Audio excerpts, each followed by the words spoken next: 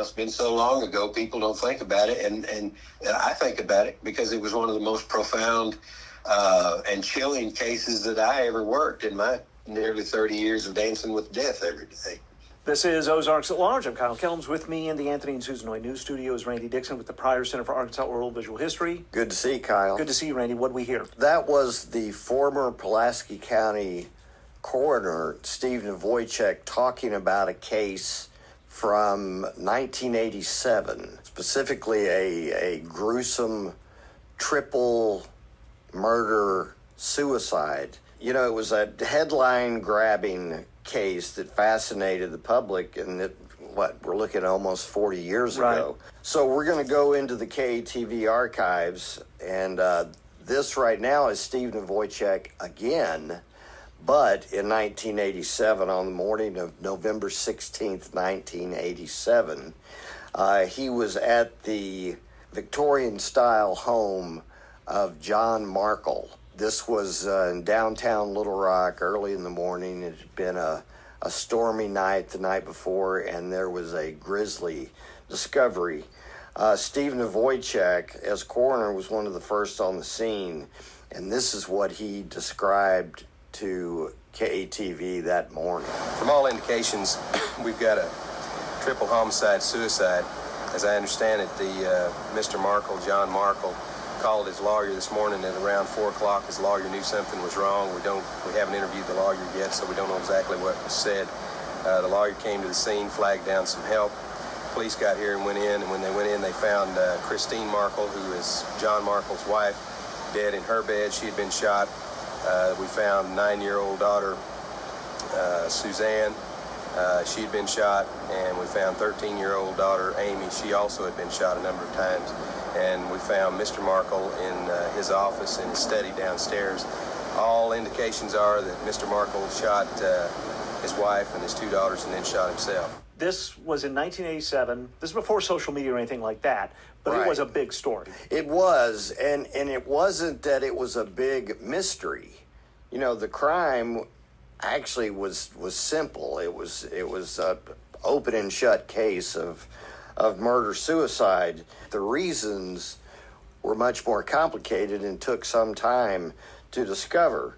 And as we'll see later in this segment, the information was released, progressively over time. So that's sort of what kept it in the headlines as long as it did. And the story just kind of kept getting stranger and stranger.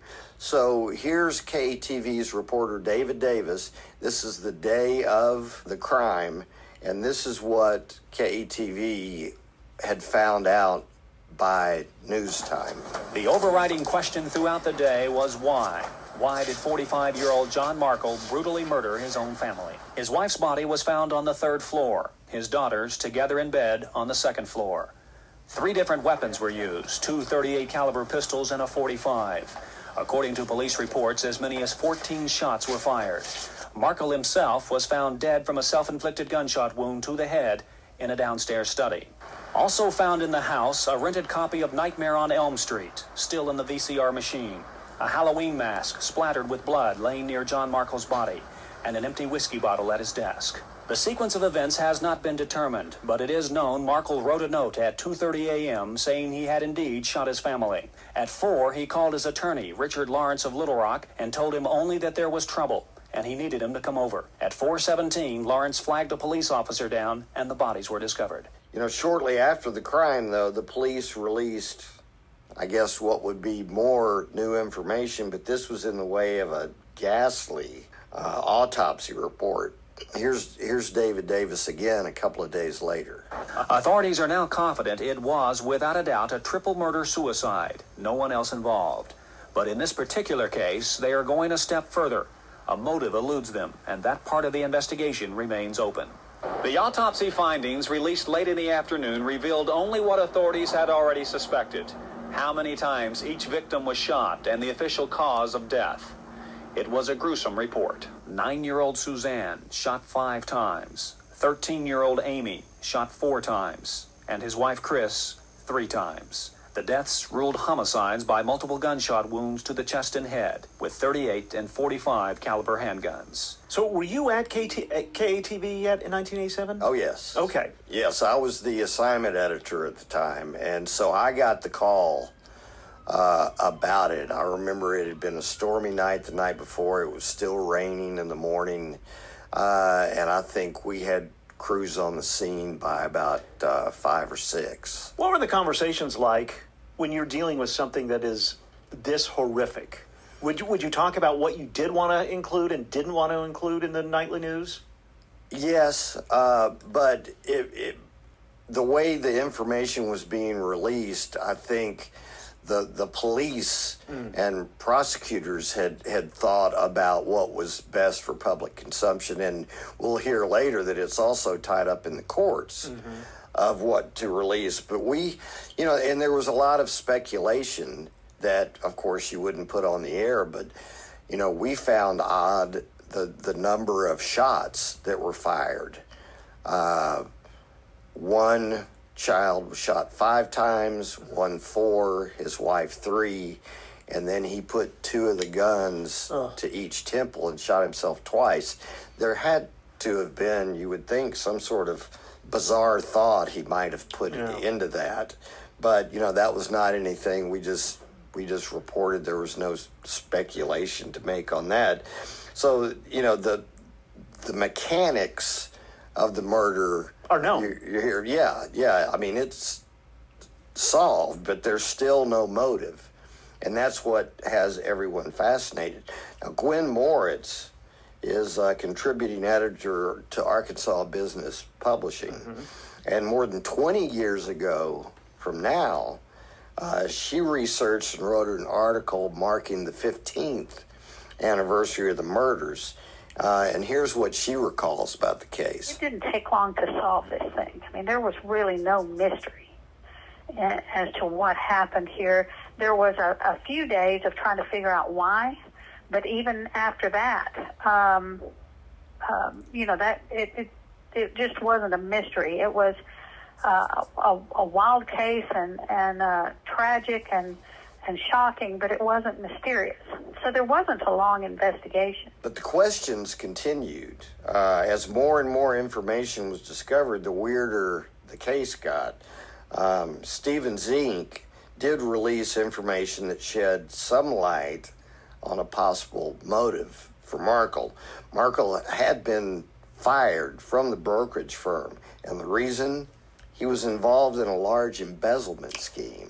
So here's KATV's reporter Deborah Mathis. The carefully worded news release gives a brief chronology of events leading up to Markle's firing from Stevens, 3 days before he went on a shooting spree in his home. It says, October 6th, Stevens learns that Markle is controlling an account with an out-of-state brokerage firm. Stevens begins its own investigation into a possible link between that account and a Stevens corporate account. October 7th, Markle is placed on medical leave. November 13th, Markle is fired. The news release, which gives information that Stevens says it had withheld out of respect for the family, emphasizes that Markle's apparently clandestine activities did not involve any Stevens customers. It did not specify the amount, but informed sources tell Channel 7 News that it was about $1.7 million, money that belonged to Stevens the corporation, wholly owned by brothers Witt and Jack Stevens.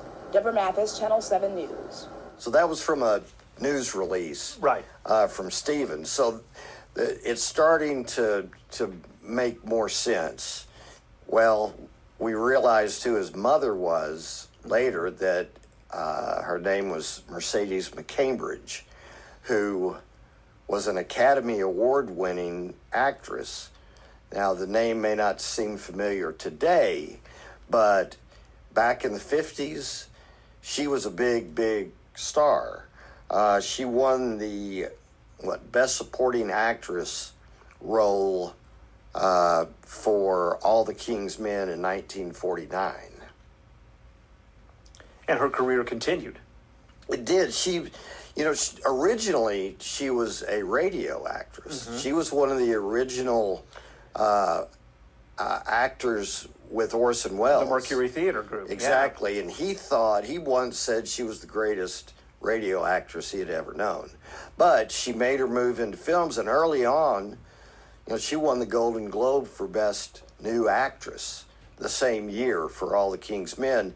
She got big roles in the 50s, but her career really flagged towards the end of the 50s. She had problems with alcohol and personal relationships. She was married several times. But she did get a boost to her career in 1972. This is how I know the name. Right. A whole new generation Yes. learned who she was in a huge movie, never saw her face. Right. But it was The Exorcist. 1972. That's right. And the way she was in that, it was her voice only, but it was the voice of the devil coming out of the body of Linda Blair, the 14-year-old actress who was playing the possessed little girl. I'm a friend of your mother's. I'd like to help you. You want to loosen the straps, huh? I'm afraid you might hurt yourself, Reagan. I'm not Reagan. I see.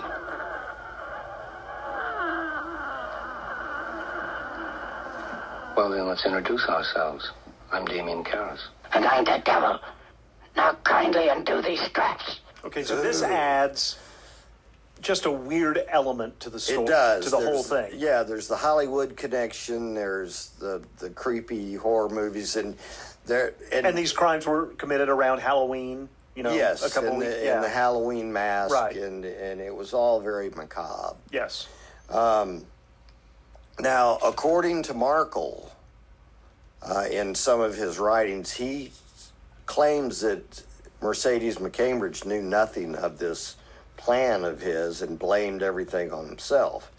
But later on, the police released more information around the murder-suicide. But now there was a fight over, any more personal details being revealed. We have determined that as early as October 26, 1987, Mr. Markle was depressed. That this depression was caused by his fear that he had placed his family at financial risk. And for a period of at least 3 weeks, Mr. Markle had made plans and detailed preparations for the murder-suicide. And that's not all that's new. Markle apparently went as far as to drug his family. Police say traces of the drug Elavil, a drug used to treat mental depression, was found in the bloodstreams of Markle's 2 children. In addition to the mood drug, Valium and marijuana were found in the blood of Markle's wife. 5 drugs were found in Markle's body. The murder weapons were also on display, along with the gruesome Halloween mask police say Markle wore when he killed his family. However, this man, attorney Harvey Bell, saw to it the most controversial and sensitive new findings were kept secret. A notebook containing Markle's thoughts before the murder, and the suicide note, which sources have told Channel 7 News previously were very critical of Mercedes McCambridge, Markle's mother. Police weren't planning on releasing the notebook or letter anyway, since various local and federal agencies are still investigating possible financial crimes. But Judge Ellen Brantley thought it'd be best to ensure the information remained private for now. My best judgment right now is this stuff is ultimately going to be disclosable, but because it's a matter of first impression and we've had so little time to research it, I could well be wrong. For now, that last bit of information would remain secret, but I talked again to author and reporter Gwen Moritz, and she picks up the story from there. There was went on for a couple of years, legal fight to try to protect and keep private a long, 12-page letter that he left behind for his mother. And that was part of the investigation, and under our State Freedom of Information Act, when an investigation is closed, all the investigative material becomes public, except the Markle's mother and the family didn't want that out. And so they fought to keep it sealed, and eventually it went to the state Supreme Court, and the state Supreme Court said, nope, it's public. One thing you couldn't tell in reading it in print in the newspapers was that really he had written 11 pages of it. and then put the top page on it. It's really two different letters, and it's only clear if you're actually looking at his handwritten documents there. He wrote this long, really angry screed at his mother, the last 11 pages of it, but they don't ever mention really that he's going to kill the family. The Stevens tried to work out a payment plan even to repay them to get their money back, because it was Stevens' money. It wasn't coming from anybody else. Mm-hmm. But they would get their money back and keep the entire issue out of court. Mercedes Macambridge refused. And so Markle is put in this situation of wanting to settle for something he did, and then his mother is not wanting to play ball. As we'd heard earlier, there was also a journal that Markle kept that was being held back along with the letter. Nawojczyk and his producer, Tracey Carrington, have a great podcast, by the way. It's called The Coroner's Report, and they've actually already investigated this. Okay. This case, and you ought to listen to it if you want to hear more. They give more time and okay. than we are able to do. Right. The Coroner's Report. The Coroner's Report, wherever you get your podcast. But here's Tracey and what she has to say about the notebook. Deep buried in there is also his journal. And you can see how he plotted and planned this for weeks in advance. This wasn't I'm going to just off my family today. It wasn't a spur of the moment thought. It wasn't spontaneous. All right, that's Tracey Carrington, who's the producer of the podcast, The Coroner's Report. With former coroner Steve Nawojczyk. Right. So as Steve just said, it was not spontaneous. And that letter, there's no wonder that Macambridge did not want that released. It was scathing. But so after all this talk, you're ready to hear about the letter and the journal. They finally released it. So here's Gina Curry with Channel 7 with some highlights the day the material was made public. The day John Markle murdered his family and committed suicide, authorities found a briefcase full of personal papers apparently written by Markle. The papers included a detailed outline of his murder plan, as well as a diary describing his strained relationship with his mother, actress Mercedes Macambridge. One note said, "My very existence from inception carried with it the responsibility of saving the marriage. When the marriage fails, as it did, and the child is now 5 years old, the sense of personal guilt for the failure is likewise substantial." Markle was describing the marriage of his natural father to Macambridge. Later on in the diary, he writes about trying to buy his mother's affection. He writes, "The money I made at Saks and during the summers was used to buy you that mink jacket. Remember the Edgewood china set I bought you and Fletcher? I paid for it. What was I trying to buy?" He goes on to say, "I tried to get your love through academic achievements, gifts, and finally took enormous personal risk to increase your wealth." Markle was a securities trader at Stevens Incorporated. He had an account there in his mother's name. He wrote Macambridge that he traded on her account on a discretionary basis, that he added funds to her account while adding losses to a Stevens account. When Stevens caught Markle abusing these accounts, they offered Markle and his mother a settlement proposal. This was what Markle wrote when his mother allegedly turned down the settlement. "You played hang-up for a week with me, and now Stevens is mad at me and you. So a deal that would have cost you nothing has now changed in a very different way."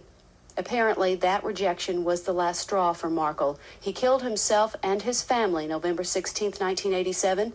He wrote this to his mother. "You never were around much when I needed you, so now I and my whole family are dead, so you have the money. Funny how things work out, isn't it?" Gina Curry, Channel 7 News. So this just keeps going on. Right. The legal ramifications. Well, and it continued for several more years, and that was over the money. Right. Stevens had all this money stolen from them, and implicated is a Chicago firm that allegedly at the time had helped Markle pull off this scheme. So the court cases were finally resolved in 1990. So with the result of that, here's KETV's Tara Bloom. For 5 years between 1982 and 1987, John Markle manipulated accounts at the Chicago Board of Trade. The scheme cost his employer, Stevens Investment Firm, millions of dollars. Stevens' hopes of regaining that money were lost when Markle and his family were discovered dead in their Quapaw Quarter home. Stevens eventually sued Chicago trading firm Gelderman & Company for over $10 million, accusing Gelderman of helping Markle manipulate the commodities accounts. Today, a federal jury agreed Gelderman was guilty of fraud and awarded Stevens over $2.3 million in damages. But there was something else that struck me. In all of the 80s reports I was going back through, and I remembered this. We never use, the expression familicide and family annihilator. I hadn't heard that one, but familicide, yes. Yeah, well, family annihilator, shoot, I heard it on Law and Order. Oh, okay. So, it's one of these expressions that is used a lot now. It wasn't used back then. And I believe Steve talks about this in his podcast, but I asked him about the use of the term. I was immersed in that back then, and you're right, we never much talked about it. I mean, serial killer, we heard, but this wasn't really a serial killer. Spree killers, he didn't really fit that bill. He was a family annihilator, just like the fella up in Dover or Hector, where Ronald Gene Simmons. He was really a family annihilator, and there's almost always some. I think the latest statistics says that about 50% of all family annihilators commit suicide. They're the last one, and of course that's where Markle fell into that, and then Simmons didn't, because he didn't commit suicide. So there's just it's a kind of a weird science, but there's almost always seems to be some sort of mental health, what we call now, a mental health problem involved. Back in those days, just like they didn't used to say a guy in the war had post-traumatic stress, he just was shell-shocked. So I think the terminology, to get back what your original thing was, I think the terminology just gets adjusted, and the longer you go on and study about those cases, like Deborah Tugler or like Markle, then you begin to categorize them like they should be categorized. In the direct aftermath of the discovery of the murders, would this lead your newscast every night? Yes. Yeah. Here's something interesting about why after a month or so this case was kind of forgotten, except for there's a court update or something like that over the next period of years. But the following month, you recall Ronald Gene Simmons. Oh my gosh, was that just Christmas? That was the same year. Oh my gosh. 1 month later. And so news coverage wise, it was completely eclipsed by the Ronald Gene Simmons, who of course murderer. Right, 14 of his children, I believe, 16 total dead. So it was quite a tragic end to 1987. Do you know what we're going to talk about next week? Something fun.